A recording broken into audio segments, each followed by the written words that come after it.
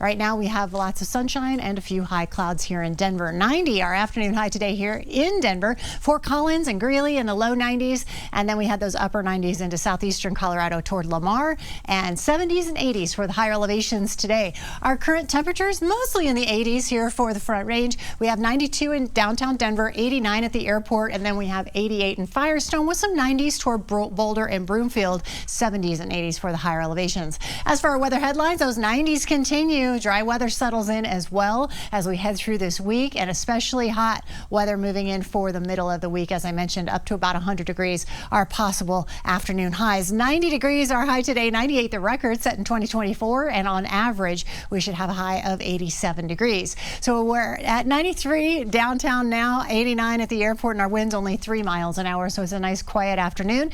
We do, as I mentioned, have a few isolated showers here across the plains, but not much in the way of rainfall. So that drier air making its presence known here. We have those scattered showers up toward Keensburg and just south toward Calhoun, but here in Denver we have no rain. Pushing through, just a lot of sunshine. Now tonight in Denver we'll have overnight lows in the low 60s with partly cloudy conditions. Temperatures as you wake up tomorrow morning in the 60s here across the plains. We'll have 40s into Alamosa and Pagosa Springs, low 60s into Grand Junction. Our morning planner tomorrow, temperatures in the 60s and 70s around 7 to 8 a.m. and then we're in the 70s and 80s as we head past 9 a.m. So it'll be a mild morning to start out tomorrow. We will see a few isolated storms here across the eastern plains, but I don't think for the I-25 corridor we'll see a whole lot happening.